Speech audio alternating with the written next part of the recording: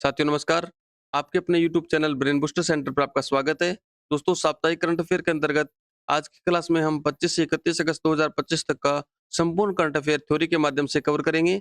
यदि आप current affair को डिटेल से पढ़ना चाहते हो, यदि आप करंट अफेयर को सीरियसली पढ़ना चाहते हो, तो दोस्तों आपने सही क्लास शुरू की है। हो सकता है वीडियो थोड़ा लंबा हो जाए, लेकिन एक भी फैक्ट आपका परीक्षा में बाहर नहीं जाएगा इस क्लास से। तो चलिए दोस्तों शुरू करते हैं आज की हमारी क्लास। आज का हमारा पहला पॉइंट है दोस्तों, वो सुप्रीम कोर्ट से जुड़ा हुआ है। सुप्रीम कोर्ट के अंदर 2 नए जज न्यायमूर्ति आलोक आराधे और न्यायमूर्ति विपुल पंचोले जी को नियुक्त किया गया है। दोस्तों आराधे जी हैं, वो पहले बॉम्बे हाई कोर्ट के मुख्य न्यायाधीश रह चुके हैं और विपुल पंचोले जी हैं, वो पटना उच्च न्यायालय के मुख्य न्यायाधीश हैं। इन दोनों को प्रमोट करके और सुप्रीम कोर्ट के अंदर पदोन्नत कर दिया गया है। दोस्तों इस पदोन्नति में जो कोलेजियम बना था, इस कोलेजियम ने इन दोनों सदस्यों की सिफारिश की थी। इसमें 5 सदस्य शामिल थे। इसमें न्यायमूर्ति बी.आर. गवई जो कि सुप्रीम कोर्ट के मुख्य न्यायाधीश हैं। इसके अलावा न्यायमूर्ति सूर्यकांत, न्यायमूर्ति विक्रमनाथ, न्यायमूर्ति जे.के. माहेश्वरी जी और न्यायमूर्ति बी.वी. नागरत्ना जी शामिल थे। बात करते हैं अगले पॉइंट के बारे में। अगला पॉइंट दोस्तों, ब्राइट स्टार 2025 नामक एक अभ्यास से जुड़ा है। इस अभ्यास के अंदर भारत ने 700 से अधिक सैनिक भेजे हैं। दोस्तों इस अभ्यास की शुरुआत 1980 में मिस्र और अमेरिका के बीच द्विपक्षीय सैन्य अभ्यास से शुरू हुई थी और बाद में धीरे-धीरे इसके अंदर अन्य देश जुड़ते गए और ये एक बहुपक्षीय बहुराष्ट्रीय सैन्य अभ्यास बन गया। बात करते हैं तीसरे पॉइंट के बारे में। तीसरा पॉइंट दोस्तों, भारत और अफ्रीका के व्यापार से जुड़ा हुआ है। भारत और अफ्रीका का व्यापार 2024-25 में 100 अरब अमेरिकी डॉलर को पार कर गया दोस्तों। ये जानकारी केंद्रीय मंत्री कीर्तिवर्धन जी ने ये जानकारी दी कि भारत और अफ्रीका के बीच व्यापार है वो 100 अरब अमेरिकी डॉलर को पार कर गया है। दोस्तों ये 2019-20 के अंदर 56 अरब अमेरिकी डॉलर था। दोस्तों ये लगभग दुगना हो गया है। 56 का डबल करें तो 112 होता है, लेकिन 100 को पहुंच गया, लगभग डबल हो गया है। बात करते हैं चौथे पॉइंट के बारे में। चौथा पॉइंट दोस्तों, कैबिनेट से जुड़ा हुआ है। कैबिनेट ने 2030 के राष्ट्रमंडल खेलों के लिए बोली लगाई है दोस्तों। इस बोली को हॉरिजॉन्ट दिखा दी है। यानी पहले हम चर्चा चल रही थी कि भारत है वो बोली लगाएगा राष्ट्रमंडल खेलों के लिए। इसको कैबिनेट ने मंजूरी दे दी है कि हम है ना राष्ट्रमंडल खेलों के लिए कॉमनवेल्थ गेम होते हैं, उनके लिए हम बोली लगाएंगे। तो दोस्तों इसमें बोली में क्या होगा, अगर ये खेल भारत को मिलते हैं, अगर ये मेजबानी भारत को मिलती है, तो ये दोस्तों अहमदाबाद के अंदर ये खेल आयोजित किए जाएंगे। आपको पता होगा 2010 के अंदर शायद ये राष्ट्रमंडल खेल हुए थे, उसमें कुछ घोटाला हो गया था और आपको ऐसा कुछ जानकारी होगी। अगर आप चर्चित है, अगर आप ऐसा कुछ जानते हैं, अगर आप जानना चाहते हैं, तो आप गूगल कर सकते हैं कि कॉमनवेल्थ गेम्स भारत के अंदर लास्ट बार कब आयोजित हुए थे और उसमें क्या कुछ हो गया था। ऐसा आपको डिटेल डिटेल मिल जाएगी पूरी, आप गूगल कर सकते हैं। दोस्तों ये 2030 की जो राष्ट्रमंडल खेल है ये अहमदाबाद के अंदर होंगे। इसमें 72 देशों के खिलाड़ी, कोच, तकनीकी अधिकारी, मीडिया, पर्यटक और खेल प्रेमी ये शामिल हो जाएंगे। बात करते हैं अगले पॉइंट के बारे में। तो पांचवा पॉइंट है वो दोस्तों, वो दक्षिण कोरिया से जुड़ा हुआ है। दक्षिण कोरिया मार्च 2026 से दोस्तों सभी कक्षाओं में मोबाइल फोन पर प्रतिबंध लगा रहा है। दोस्तों छात्रों में सोशल मीडिया की बढ़ती हुई लत से निपटने के लिए दक्षिण कोरिया ने एक नया कानून पारित किया है। इसके अंतर्गत दोस्तों मोबाइल फ़ोन पर है पूरी तरीके से प्रतिबंध लगाया गया है। ये प्रतिबंध दोस्तों मार्च 2026 से पूरी तरीके से लागू हो जाएगा। संसद ने इस पर समर्थन दे दिया है। सर्वदल सभी दलों ने समर्थन दे दिया है। तो दक्षिण कोरिया से जुड़ी एक महत्वपूर्ण खबर है। दोस्तों बात करते हैं छठे पॉइंट के बारे में। छठा पॉइंट है वो दोस्तों, वो J&K यानी जम्मू कश्मीर बैंक से जुड़ा हुआ है। वहाँ दोस्तों जम्मू कश्मीर बैंक ने एस कृष्णन को नया अध्यक्ष नियुक्त किया है। दोस्तों एस कृष्णन है, वो एक नया नॉन एग्जीक्यूटिव चेयरमैन बनाया गया है जम्मू कश्मीर बैंक का। ये बात आपको ध्यान रखनी है। आरबीआई ने इसकी मंजूरी दे दी है। दोस्तों इनका कार्यकाल है वो 26 मार्च 2028 तक रहेगा। ये बात आपको ध्यान रखनी है। बात करते हैं सातवें पॉइंट के बारे में। सातवां पॉइंट दोस्तों, रक्षा मंत्रालय और क्यूसीआई यानी क्वालिटी काउंसिल ऑफ इंडिया से जुड़ा है। दोस्तों इन दोनों ने मिलकर के 63 लाख पूर्व सैनिकों की सहायता करने के लिए समझौता किया है। दोस्तों इसमें 63 लाख जो सैनिक है, पूर्व सैनिक है, उनको दोस्तों पेंशन देना, स्वास्थ्य सेवाएं देना, पुनर्वास करना और अन्य कल्याणकारी सेवाओं को बेहतर ढंग से उपलब्ध करवाने के लिए दोनों के बीच एक एमओयू हुआ है। दोस्तों इस बात को आपको ध्यान रखना है। रक्षा मंत्रालय और क्यूसीआई यानी quality council of India, QCI याद रहेगा आपको, उम्मीद करता हूँ याद रहेगा। बात करते हैं आठवें पॉइंट के बारे में। आठवां पॉइंट दोस्तों, जापान की कंपनी है सुजुकी, ध्यान होगा आपको। सुजुकी मोटर कॉर्पोरेशन है वो भारत के अंदर 70,000 करोड़ रुपए का निवेश करेगी और इसके साथ भारत के अंदर है जो तीसरा, ये विश्व में तीसरा सबसे बड़ा ऑटोमोबाइल बाजार बनाने जा रही है भारत को। याद रहेगा आपको, सुजुकी मोटर्स कितना करोड़ का दोस्तों, 70,000 करोड़ रुपए का निवेश भारत के अंदर करेगी। ये बात आपको ध्यान रखनी है। ये बात किसने बताई दोस्तों, ये बात सुजुकी के अध्यक्ष हैं तोशिहिरो सुजुकी। इन्होंने गुजरात में हंसलपुर संयंत्र में मारुति सुजुकी की पहली इलेक्ट्रॉनिक एसयूवी ई विटारा जो शुभारंभ किया था। ई विटारा आपको पता ही होगा, मोदी जी भी यहाँ पे गए थे इसका उद्घाटन करने के लिए। इस दौरान इन्होंने जो मारुति सुजुकी के अध्यक्ष है तोशिहिरो सुजुकी, इन्होंने ये बताई दोस्तों कि भारत में 70,000 करोड़ रुपए का निवेश सुजुकी मोटर कॉर्पोरेशन करेगी। बात करते हैं 9वें पॉइंट के बारे में, तो 9वां पॉइंट दोस्तों नायरा एनर्जी से जुड़ा हुआ है। नायरा एनर्जी ने तैमूर अब्सगुलिएव, याद रहेगा आपको, अजीब-सा नाम है ना? ये या नाम तो अजीब-सा रहेगा दोस्तों, अज़रबैजान का है ये व्यक्ति, तैमूर अब्सगुलिएव। इनको दोस्तों नया सीईओ बना दिया गया है, मुख्य कार्यकारी अधिकारी बना दिया है। दोस्तों ये अज़रबैजान के हैं, बाकू स्टेट यूनिवर्सिटी के अंदर पढ़े हुए हैं। दोस्तों नायर एनर्जी क्या है? इसके बारे में थोड़ी-सी डिटेल बता देता हूँ आपको। नायर एनर्जी दोस्तों क्या है कि भारत की सबसे बड़ी निजी रिफाइनरी है, उनमें से एक है। गुजरात के अंदर लागू है, सॉरी लगी हुई है, चालू है, और 2 करोड़ टन प्रति वर्ष क्षमता वाली रिफाइनरी है दोस्तों। और ये पूरे भारत में 6,750 से अधिक पेट्रोल पंप संचालित करती है। आपको ये ध्यान रखना है, नायरा एनर्जी याद रहेगा आपको। बात करते हैं 10वें पॉइंट के बारे में। 10वां पॉइंट दोस्तों आंध्र प्रदेश सरकार से जुड़ा हुआ है। आंध्र प्रदेश एसआईपीबी, आप कहोगे एसआईपीबी क्या होता है? तो आंध्र प्रदेश राज्य निवेश प्रोत्साहन बोर्ड, आंध्र प्रदेश एसआईपीबी ने 53,922 करोड़ रुपए का निवेश करने की घोषणा की है दोस्तों। इसके साथ-साथ 83,000 से अधिक नौकरियां मिल जाएगी इससे। इतना 53,922 करोड़ रुपए का निवेश होगा। इससे 83,000 से अधिक नौकरियों के अवसर पैदा होंगे दोस्तों। ये बात चंद्रबाबू नायडू जी ने बताई है कि लगभग 30 नए प्रोजेक्ट के तहत से ये निवेश किए जाएँगे। याद रहेगा आपको, 53,922 करोड़ रुपए, 30 से अधिक नए निवेश, 83,000 से अधिक नौकरियाँ। ये बात आपको ध्यान रखनी है। बात करते हैं 11वें पॉइंट के बारे में। 11वां पॉइंट दोस्तों बायो ई3 से जुड़ा हुआ है। आप कहोगे बायो ई3 क्या होता है? दोस्तों बायो ई3 में अर्थव्यवस्था, पर्यावरण और रोजगार 3 शामिल हैं। अब इसके अंदर इसका पहले आप इसको पढ़ लीजिए। भारत ने बायो ई3 नीति के तहत अपना पहला राष्ट्रीय बायो फाउंड्री नेटवर्क लॉन्च किया है। इस पहल को केंद्रीय विज्ञान और प्रौद्योगिकी मंत्री डॉक्टर जितेंद्र सिंह ने शुरू किया। दोस्तों ये क्या होता है? राष्ट्रीय बायो फाउंड्री नेटवर्क है। इसका उद्देश्य है दोस्तों कि ये 4 जो क्षेत्र हैं, 4-5 क्षेत्र हैं। देखो, हरित बायोटेक्नोलॉजी है, जलवायु स्मार्ट कृषि है, जीन एडिटिंग है, सिंथेटिक बायोलॉजी है, उन्नत बायो मैन्युफैक्चरिंग है। यानी जो बायो प्रौद्योगिकी होती है, मैन्युफैक्चरिंग होती है, उसके अंदर दोस्तों नई-नई इनोवेशन करने के लिए, और ये जो है बायो ई3 नीति लागू की गई है। इसमें क्या किया जाएगा? इसमें दोस्तों स्वदेशी बायो मैन्युफैक्चरिंग क्षमता को, जैव प्रौद्योगिकी को बढ़ाया दिया जाएगा। बायो ई3 नीति के 3 स्तंभों के लक्ष्यों को पूरा किया जाएगा। अनुसंधान से बाजार तक बायोटेक नवाचारों की गति को तेज करना। यानी कहने का मतलब है, हम कोई रिसर्च करेंगे, इसके क्षेत्र में, जैव प्रौद्योगिकी क्षेत्र में कोई रिसर्च की जाएगी। रिसर्च के लिए ये क्षेत्र होंगे 4-5, हरित बायोटेक्नोलॉजी, जलवायु smart, gene editing, synthetic biology, उन्नत बायो मैन्युफैक्चरिंग। तो ये इसके क्षेत्र में नया नवाचार किया जाएगा, नए-नए अनुसंधान किए जाएँगे, नई रिसर्च की जाएँगी, उन्हें फिर बाज़ार तक लाया जाएगा। समझ रहे हो मेरी बात को?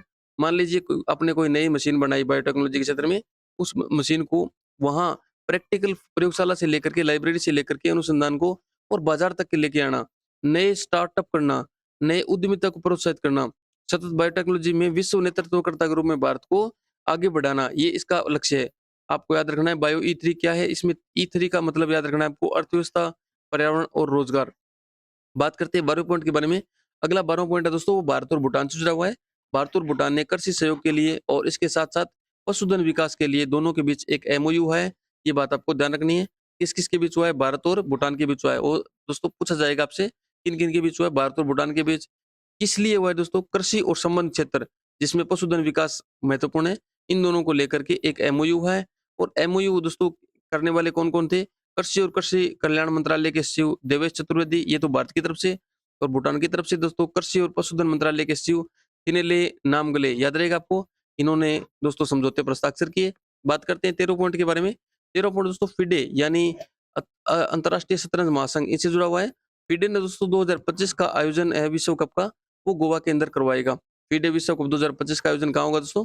गोवा में होगा। ये मोस्ट इंपोर्टेंट है, आपको ध्यान रखना है, क्योंकि आने वाले जो होते हैं ना, आयोजित कराने के लिए जो प्रस्तावित होते हैं, वो भी आपसे परीक्षा में पूछे जाते हैं। तो गोवा में 30 अक्टूबर 2025 से 27 नवंबर 2025 तक ये वर्ल्ड कप चलेगा दोस्तों। इसमें ये बहुत ही प्रतिष्ठित प्रतियोगिता है। इसमें 90 से अधिक देशों के 206 जो टॉप के खिलाड़ी है वो हिस्सा लेंगे। बात करते हैं अगले पॉइंट के बारे में। अगला पॉइंट दोस्तों मीराबाई चानू से जुड़ा है। मीराबाई चानू भारत की प्रतिष्ठित वेट लिफ्टिंग खिलाड़ी दोस्तों, ये अपना वेट उठाने का उसमें वो खेलती है। इन्होंने दोस्तों 2025 के राष्ट्रमंडल भारोत्तोलन खेलों में स्वर्ण पदक जीता है। ये बात आपको ध्यान रखनी है। राष्ट्रमंडल भारोत्तोलन में वेट लिफ्टिंग में क्या जीता है दोस्तों? स्वर्ण पदक जीता है। दोस्तों भारत की दिग्गज खिलाड़ी है मीराबाई चानू, ये आपने पहले भी इनका नाम सुना होगा। इन्होंने अहमदाबाद में 2025 राष्ट्रमंडल भारोत्तोलन चैंपियनशिप में स्वर्ण पदक जीता है दोस्तों। इसके साथ ही स्वर्ण पदक जीतने के साथ ही इन्हें ग्लासगो के अंदर जो कॉमनवेल्थ गेम्स होने हैं, उनकी टिकट मिल गई है। वो वहाँ पर जा सकती है, क्वालीफाई कर लिया इन्होंने। दोस्तों टोक्यो ओलंपिक में इन्होंने 2020 में रजत पदक जीता था और कॉमनवेल्थ गेम्स 2018 और 2022 में, यानी कॉमनवेल्थ गेम्स है 2018 और 2022 में भी इन्होंने स्वर्ण पदक जीता था। तो ये काफ़ी प्रतिष्ठित खिलाड़ी है। इसका नाम अगर आप तैयारी कर रहे हैं तो आपने पहले भी सुना होगा इसका नाम। बात करते हैं 15 नंबर पॉइंट के बारे में। 15 नंबर पॉइंट है दोस्तों, वो national highway authority of India से यानी एनएचएआई से जुड़ा हुआ है। दोस्तों वहाँ पर एनएचएआई यानी national highway authority of India, जो रोड के ऊपर जो टोल लगे होते हैं ना दोस्तों, टोल पर जो कर्मचारी काम करते हैं उनके बच्चों के लिए प्रोजेक्ट आरोहण शुरू किया गया है। प्रोजेक्ट आरोहण याद रहेगा आपको, आपसे सीधा परीक्षा में प्रश्न बनेगा, प्रोजेक्ट आरोहण किससे संबंधित है? तो आपको ध्यान रखना है national highway authority of India के द्वारा शुरू किया गया है और जो टोल कर्मचारी होते हैं उनके बच्चों के लिए शुरू किया गया है। यहाँ पर इस प्रोग्राम में क्या होगा दोस्तों, ये प्रोग्राम इसका पहला चरण जुलाई 2025 से मार्च 2026 तक चलेगा। इसमें 1 करोड़ रुपए की धनराशि है वो आवंटित की गई है। 1 करोड़ रुपए वो दोस्तों विभिन्न योजनाओं के माध्यम से बच्चों के अंदर, जो टोल कर्मचारियों के बच्चे हैं उनको बाँटे जाएँगे। इसमें क्या होगा, इसमें दोस्तों कक्षा टॉप 500 बच्चे हैं, 500 बच्चे जो कक्षा 11 से स्नातक यानी आपकी जो ग्रेजुएशन डिग्री है वहाँ तक दोस्तों प्रत्येक बच्चे को 12,000 रुपए प्रति वर्ष दिए जाएँगे। इसके साथ-साथ 50 मेधावी छात्रों को जो मास्टर डिग्री है या उससे उच्च शिक्षा है उसमें प्रत्येक बच्चे को 50,000 रुपए दी जाएँगे। ये दोस्तों जानकारी किसने दी? ये एनएएचएआई, इसके चेयरमैन कौन है? श्री संतोष कुमार, इन्होंने ये जानकारी दी है प्रोजेक्ट आरोहण के बारे में। तो आपको एक पर्सन ये भी याद हो गया कि एनएचएआई के चेयरमैन कौन है? वो है संतोष कुमार, याद रहेगा। बात करते हैं 16 नंबर पॉइंट के बारे में। 16 नंबर पॉइंट है दोस्तों वो रक्षा राज्य मंत्री संजय सेठ से जुड़ा हुआ है। संजय सेठ ने दोस्तों 28 अगस्त 2025 को नई दिल्ली में स्थित मानेकशॉ सेंटर में मिल मेडिकोन 2025 एक सम्मेलन है, इसका उद्घाटन किया। याद रहेगा आपको दोस्तों, 2 दिवसीय मिल मेडिकन सम्मेलन है। इसका उद्घाटन रक्षा मंत्री संजय सेठ ने 28 अगस्त 2025 को किया। ये बात आपको ध्यान रखनी है।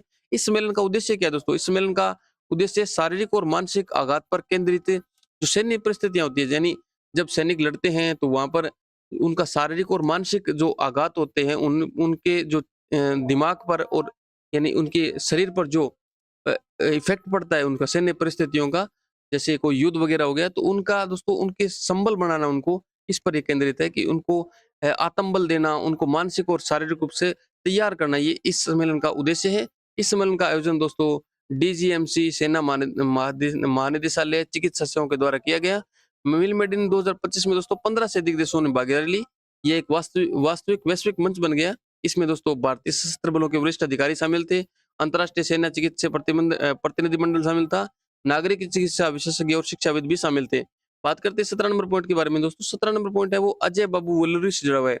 अजय बाबू वल्लूरी ने राष्ट्रमंडल भारोत्तोलन में स्वर्ण पदक जीता है दोस्तों, ये बात आपको ध्यान रखनी है।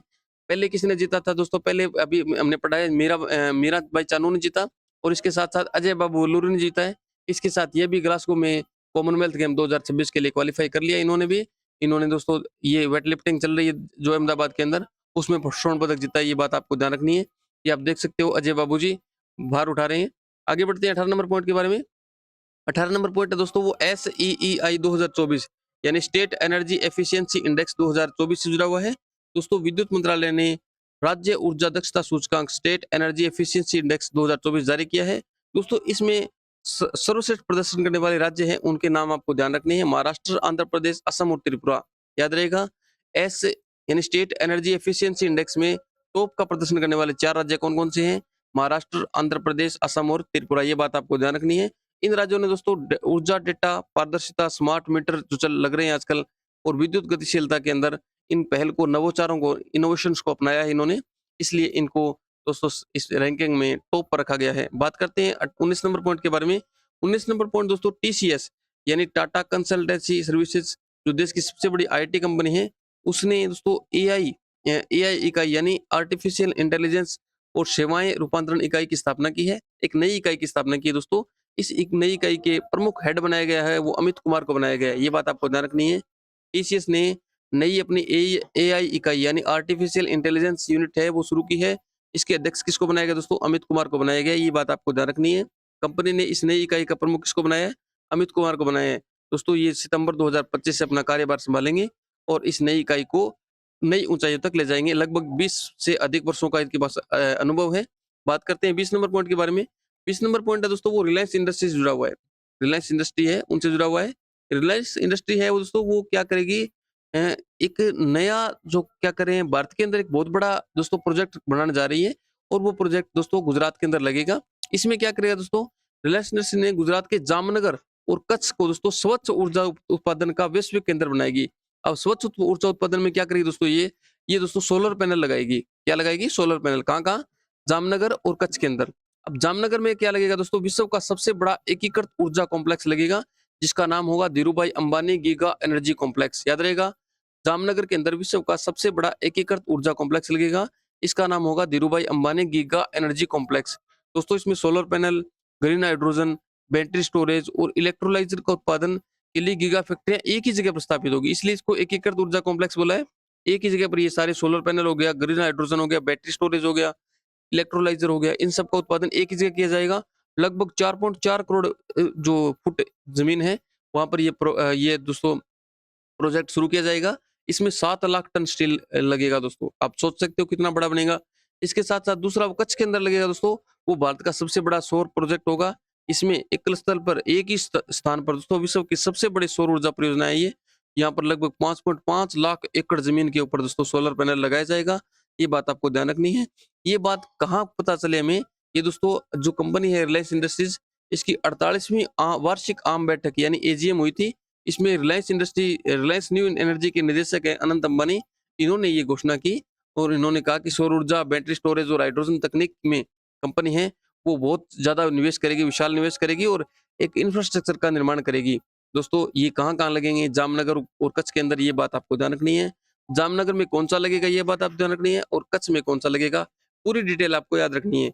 बात करते हैं 21 नंबर पॉइंट के बारे में। 21 नंबर पॉइंट दोस्तों जापान यात्रा से जुड़ा हुआ है।